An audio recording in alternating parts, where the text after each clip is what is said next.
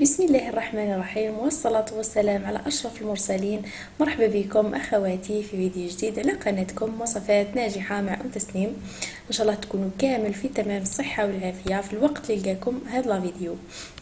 اليوم إن شاء الله راح نشوفوا حلوة جافة اقتصادية بنينة بزاف، سهلة التحضير. الناس اللي ما يحبوش بزاف البريستيج، اللي يحبوا حاجة سامبل. وكاين بزاف تعليقات قالوا لي ام تسنيم ما ديريش حلويات مكلفة. فانا كل مره نحاول ندير لكم وصفات هكا سهله، حلويات تقدروا ديروهم في طلبيات تاعكم، وبعيد على البريستيج، بعيد على حاجه اللي صعيبه. اليوم عندنا هاد الاساور بحلوه الدرك والكاوكاو، سهله سهله سهله، لعبت غير على الديكور. كما راكم تشوفوا اسهل منها بدون بيض، بلا سكر. يعني هايله صراحه، انا عجبتني وعجبت الزبونه نتاعي. شوفوا راح نقسم هنا حبه قدامكم تشوفوا الهشاشه والطراوه تاعها. ان شاء الله راح تعتمدوها وتعجب الزباين تاعكم. نمروا حبيباتي نشوفوا محتوى الفيديو تاع اليوم. ما تنسوش ديروا لي جيم، وانتي اللي جيتي عفوا جديده للقناه ما تنسايش تفعلي الجرس باش يوصلك كل جديد معنا.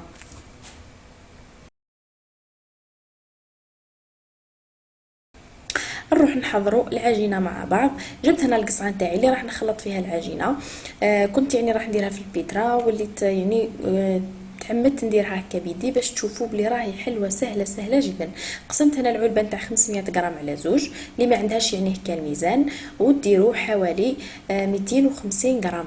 الكميه هذه راهي تخرج لكم حتى 40 حبه، يعني 250 غرام زبده راح تخرج لكم من 35 حتى 40 حبه بالضبط. عندي هنايا زوج علب هذو الصغار نتاع حلوه الترك. هنايا حلو العجينه راهي ماهيش راح تجي حلوه بزاف، مع حلوه الترك مع الشوكولا راح يكون الذوق نتاعها معتدل، ما يكونش حلو بزاف. انا هنا حطيت الفانيليا وحطيت قرصه ملح. وهنا بالنسبه لحلوه الترك سكرفجوها، يعني رحيوها في الرحايه هذه نتاع البصل ولا تاع الثوم، المهم رحيوها رقيقه باش ما تقعد لكمش هكا متكتله في العجينه. بديت اول حاجه راح نمحر هذيك الزبده حلوة الترك كامل مع بعض، نمحرهم مليح. اللي تحب الحلوة ولا اللي تحب الحلاوة تزيد ملعقة كبيرة نتاع سكر رطب. انا هكا جاتني الحلوة يعني سوا مع الشوكولا البيضاء، جاتني الذوق نتاعها معتدل. اللي تحب الحلاوة تزيد ملعقة كبيرة نتاع سكر. هنا ما عندنا لا بيض لا سكر لا حتى حاجة، يعني قلت لكم حلوة شوية اقتصادية وبزاف بنينة. نمحرهم مليح مع بعضهم حتى يذوب، يعني تحصل على كريمة كأن راح نخدمو الصابلي بالشكل هذا. نكون هنايا جهزنا كاس نتاع كاوكاو يكون مقلي ومرحي رقيق. درك تشوفوا معايا بعد ما نمحرهم مليح نضيف لهم كاس نتاع كاوكاو. الكاس هذا يكون حجم الكاس اللي تخدموا به يكون 220 مليلتر ولا 240 مليلتر. المهم تحطوا كاس كاوكاو مقلي ومرحي مليح. تقدروا تضيفوا له نص كاس نتاع جلجلان. انا هنا ما درتش الجلجلان، اللي تحب الذوق نتاع الجلجلان في الحلوه ثاني تعطيها بنه بزاف هايله. هنايا بعد ما محرت مليح هذيك الزبده وحلوه الترك ضفت لهم هذاك الكاوكاو ونخلطوا شويه هكا حتى يندمجوا معنا المكونات. من بعد نضيف عليهم ساشي نصف ساشي نتاع خميره الحلوه، يعني حوالي 5 غرام. ما تحبش الخميره بزاف كما راكم تشوفوا. ونبداو نجمعوا بالفارينه. هنا الفارينه روحوا لها غير بشويه، يعني حطوا بالملعقه وجمعوا، حطوا بالملعقه وجمعوا حتى تحصلوا على عجينه تكون طريه. العجينه هذه في الحلوه هذه بالذات ما ديروهاش خشينه، عفوا مش خشينه، ما ديروهاش يابسه، خليوها طريه على قد ما تقدروا. كي تقيسوا بيدكم الثانيه تكون يعني تتلصق لكم شويه في يدكم هكا. بيد ما تكونوا يعني طيبتوا كامل هذوك الحبات. شوفوا هنايا القوام نتاعها راهي مازال تتلاصق في اليد، تكون يعني راح تشرب لكم هذيك الفارينه. المهم انا ما كيلتش الفارينه صراحه. نتوما عينكم ميزانكم، المهم خليوها طريه. حطيتها في البابي فيلم وشعلت الفرن نتاعي على 160 درجه. الحلوه هذه فيها حلوه الترك راهي طيب بالخف، ما تحبش الفرن ساخن وتحب توقفوا لها، يعني توقفوا عندها وتعسوها. هنا جبت ليمون هذو اللي نطيب فيهم، شفتوني اللي نطيب فيهم الكيكات. نتوما تحبوا ديروا هذا الليمول ولا تحبوا ديروا ليمول تاع السيليكون ثاني يجيو تجي هذه الحلوه بزاف هايله فيهم. انا ما عنديش ليمول تاع السيليكون على بها درت هنايا في ليمول هذا تاع الحديد. قلت لكم نشعل الفرن نتاعي على 160 درجه ونبدا ندير هنا كويرات ما تعمروهمش بزاف يعني ما ديروهمش كبار بزاف. اللي تحب توزن دير كويرات نتاعها يجيوها كامل حبات كيف كيف. انا درت هنا برك عيني ميزاني وبديت تشكلت حربوش صغير ونحطو في ليمول. انا هنا ليمول هذو راهم ما يلصقوليش يعني نتوما اذا عندكم ليمول يلصقوا ولا ديروا لهم شويه غير شويه زبده.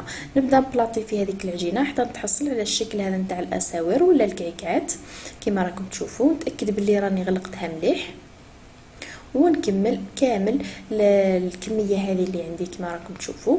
قلت لكم طيبوها على 160 درجه وتبقاو تعسوها. كي تشوفوا الجوانب نتاعكم بداو تحمروا هبطوا البلاطو تاعكم وشعلوا لها من الفوق تدي تحميره.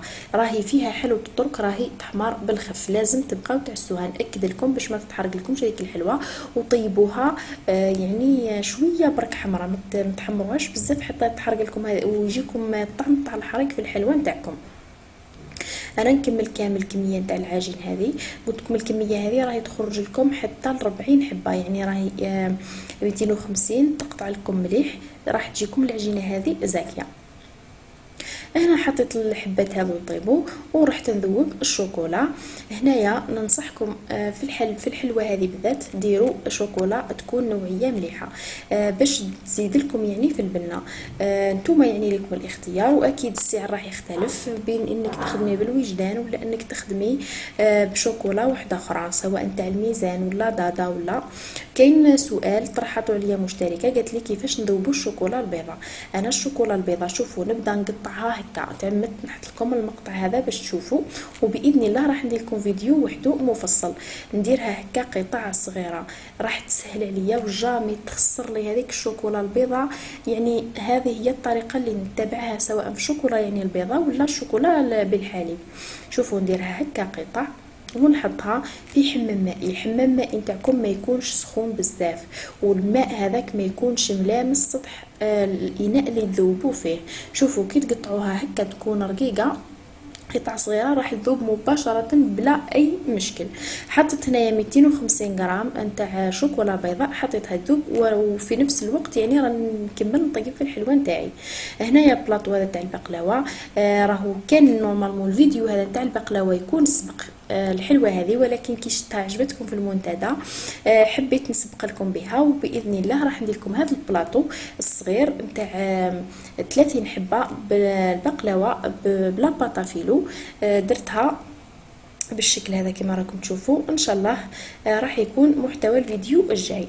هنا بديت يعني نعاود لها التقطاع بركه ونشوف يعني الحبات كيفاه لداخل نشوفهم تعسلوا ما تعسلوش. المهم طليت عليها كما راكم تشوفوا. وهنا الحبات نتاعي شوفوا بعد ما طابوا قلت لكم لازم تقعدوا عندها ما تخليوهاش تحمر بزاف. لازم تكون اللون تاعها بني راهي تطيب لكم بالخف. هنا راني يعني شويه سخونه عليا. شوفوا راهي تطر في المول من المول بسهوله. نتوما خليوها تبرد شويه ومن بعد ديموليوها باش ما تتفتت لكمش هذيك الحبه. كملت كامل طيبتهم خليتهم يبردوا عفوا. وهنا الشوكولا نتاعي البيضاء راهي ذابت كيما راكم تشوفوا. حطيت هنا عندي البيستاش قيس 10000. قلت لكم انا غير لعبت على الديكور باش نرجعها كي شغل يعني حاجه بريستيج.